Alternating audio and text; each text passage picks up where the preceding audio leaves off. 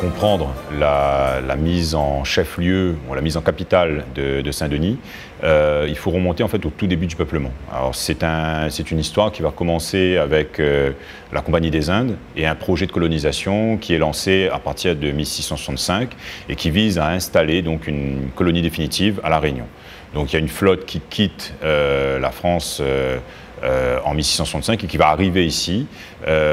Au départ, l'objectif, en fait, c'est pas la Réunion, c'est Madagascar. Mais en fait, dans ce périple-là, on en profite pour installer entre 18 et 20 colons à la Réunion sous la conduite d'un commis de la Compagnie des Indes qui s'appelle Étienne Regnault. Et c'est ce personnage-là qui est clé pour Saint-Denis. Alors pourquoi? Parce qu'en fait, il intervient dans un contexte particulier, c'est-à-dire qu'il est laissé sur l'île en fait, à la tête de ce petit groupe qui est chargé en fait, de coloniser définitivement l'île. Ils vont s'installer d'abord à Saint-Paul et créer en fait, ce qu'on appelle à l'époque des habitations. Donc en fait, on est sur un format où on a 2 ou 3 maisons qui sont installées sur ces premières zones d'habitat et on définit des quartiers. Donc un quartier qu'on connaît qui est Saint-Paul, un autre quartier qui sera dans la zone du Saint-Denis actuel et on s'éloigne, enfin on intègre un petit peu la zone de Sainte-Suzanne et un troisième quartier qui sera donc le Sainte-Suzanne à proprement dit. On sait que dans cette grande traversée de l'île pour explorer en fait la Réunion, il va trouver finalement que la zone de Saint-Denis, c'est un point qui est quand même très intéressant d'un point de vue de la qualité du sol pour la mise en culture de l'île. Et en 1667, il va créer donc une habitation spécifique à Sainte-Suzanne et en 1669, il va créer une habitation spécifique à Saint-Denis. Et il décide en fait de faire de Saint-Denis, à partir de 1669, le chef-lieu, en fait, à partir duquel en fait, on va démarrer tout le process d'installation administrative de la Compagnie des Indes. C'est-à-dire qu'il faut construire des magasins, une loge pour le gouverneur, et donc avoir un contexte qui permet à la Compagnie des Indes d'entrer dans une logique de développement et d'installation définitive et de valorisation définitive de l'île d'un point de vue des épices. 1669 donc, est donc une date clé, voilà, parce qu'en fait, il correspond au choix de Regnault. Voilà. Alors, on a un élément assez précis là-dessus, puisqu'on sait qu'en août 69, il y a un bateau qui arrive et qui signale que Étienne Regnault reçoit en fait le capitaine et son équipage à Saint-Denis, alors dans une zone qu'on peut rapprocher de la zone de la préfecture actuelle, hein, c'est-à-dire qu'on est dans la première ville, dans le premier Saint-Denis, qui n'est pas encore le Saint-Denis en damier qu'on connaît aujourd'hui, mais qui est la zone de la ville barachois, c'est-à-dire qu'on est dans cette grande rade qui est ouverte au vent. On a une entrée qui est dans la rivière Saint-Denis et un plateau qui va jusqu'à la zone de l'artillerie actuelle. Et c'est dans cette zone-là en fait, qu'Étienne Regnault installe la première ville, le premier Saint-Denis. C'est un personnage sur lequel on sait finalement peu de choses, c'est-à-dire qu'on ne connaît pas sa date de naissance. On le suit en fait dans les bureaux de la Compagnie des Indes parce qu'il participe, on retrouve sa signature dans les documents de la compagnie avec Colbert, donc on sait qu'il participe à la conception du voyage vers la Réunion. On lui attribue aussi le fait d'avoir introduit à la Réunion quelques plantes qu'il amène de métropole dans les bateaux, donc il prépare avec soin en fait une certaine qualité en fait son voyage, et c'est certainement ce qui poussera la compagnie à le choisir comme étant le représentant de la compagnie à la Réunion après le départ des bateaux et après qu'on ait laissé ces 18-20 colons ici. Il va rester à la tête de l'île jusqu'à 1671. Et en 1671, en fait, il se passe quelque chose de particulier, c'est-à-dire qu'on le reconnaît dans sa fonction de gouverneur, c'est-à-dire qu'il a exercé finalement officieusement cette fonction-là depuis 1665. Et peu de temps après, en fait, on le démet de cette fonction pour le faire repartir de la Réunion vers Pondichéry.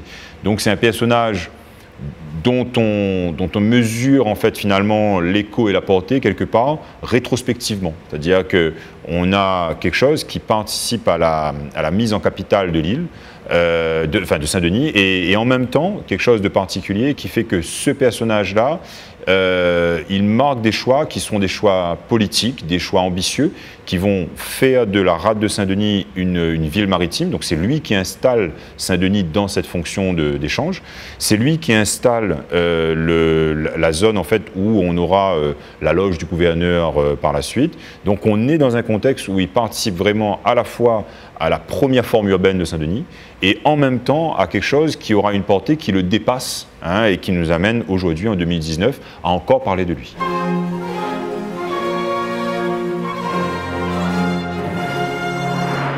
Il va se passer quelque chose de particulier donc, dans cette histoire du chef-lieu.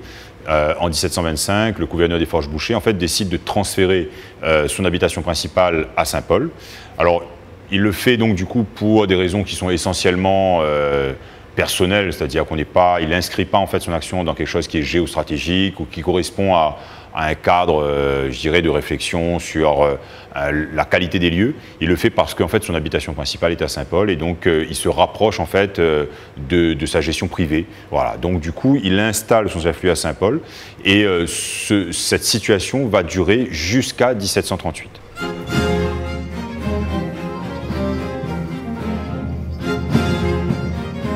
En 1738, donc, Maël Labourdonnais va décider, lui, de ramener en fait son chef-lieu, le chef-lieu, à Saint-Denis.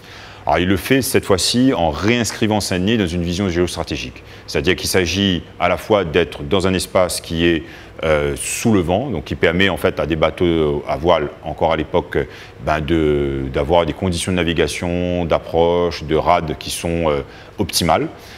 Il le fait aussi pour des raisons de défense, c'est-à-dire qu'on se rapproche à la fois des conditions ou des constructions qu'il a pu développer à l'île Maurice. Et tout ça, en fait, tourne la Réunion dans une sorte de vision de zones d'escale, notamment dans la route des Indes. Donc, quelque part, on a une fonction qui est attribuée un peu particulière, c'est-à-dire que Maurice devient le port de défense avec Port-Louis. La Réunion devient la réserve de nourriture, là où on refait les eaux, là où en fait, on peut se reposer, et en même temps un espace de production. Voilà. Pour ce faire, Maël Labourdonnais va aussi en fait provoquer, enfin en tout cas entamer des aménagements importants, toujours dans cette zone où Regnault avait installé la première ville. Et donc il va notamment reconcentrer en fait toute la force de travail des esclaves de la Réunion dans l'espace du Barachois de Saint-Denis, pour notamment terminer la loge du gouverneur, les magasins de la compagnie. Donc on est dans la zone qui deviendra aujourd'hui la préfecture. Et donc il donne un accent particulier en fait à l'aménagement de cette zone-là. C'est-à-dire qu'il lui donne une dimension supplémentaire en terminant les travaux rapidement et en dotant cet espace d'un pont volant. Donc on est sur quelque chose de complet. Et Saint-Denis, du coup, à partir de cette date, garde son statut de chef-lieu de la Réunion.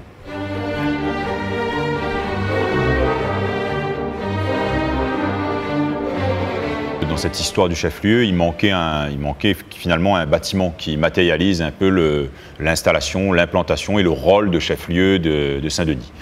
Le bâtiment dans lequel on est actuellement il va avoir une histoire finalement un peu chaotique. On posera la première pierre en 1846, mais le bâtiment ne sera achevé qu'en 1860 et inauguré donc à partir de 1860.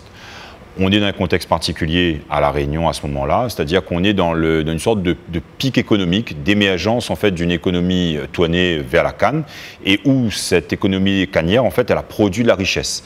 Et quelque part, ce bâtiment-là, il matérialise un peu cette richesse du territoire, et en même temps le désir de Saint-Denis d'entrer dans un statut de ville qui est aussi une ville économique. Donc, à côté d'un rôle qui est un rôle finalement un peu politique, on rajoute quelque chose qui signe la réussite économique du territoire à travers l'installation de la mairie. Symboliquement aussi, l'installation du lieu est importante. En fait, elle est à la jonction de trois villes. Elle domine la ville maritime qu'a installée Regnault et confortée Maël Labourdonnais. Elle domine la ville jardin au bas de la rivière, qui est la ville alimentaire, dans laquelle on a les moulins qui produisent une partie des denrées de consommation et où habite une partie de la population ouvrière qui travaille dans la ville. Et elle se situe à l'entrée de la ville néoclassique, qui est la ville d'habitat bourgeois. Donc en fait, on est quelque part dans un bâtiment qui signe la mise en chef-lieu de Saint-Denis, et à travers quelque chose qui est d'une architecture néoclassique et qui se veut à installer dans le contexte de cette réussite économique et quelque part peut-être l'acte final de la mise en chef-lieu de Saint-Denis. Alors, du coup, il faut quelque chose qui porte un peu l'identité visuelle du chef-lieu. Et ça, en fait, ça va être le blason. Alors, on est dans le contexte de l'émergence, de l'installation de ce bâtiment en 1860. Donc, 6 ans après, en 1866, en fait, la ville s'équipe de ce qu'on appelle les armoiries. En fait, les armoiries, elles signent l'identité du territoire, c'est-à-dire qu'elle dit qu'on est à la fois dans une ville qui est maritime, ouverte sur la mer, qui a un espace intéressant d'un point de vue de la mise en culture et qui installe quelque part la ville dans son rôle de chef-lieu. Donc qui signe quelque chose qui est visuellement l'identité, aujourd'hui on parlerait d'identité, d'une sorte d'identité en termes de communication, en termes d'identité graphique. C'est le rôle du blason et des armoiries dans cette époque-là. Donc on est dans quelque chose qui est particulier, qui est intéressant, qui est presque en avance un peu dans le concept, c'est-à-dire qu'on le voit aujourd'hui d'un point de vue de la communication, mais qui déjà à l'époque en fait était nécessaire pour signaler en fait l'importance du chef-lieu parmi les autres communes de l'île.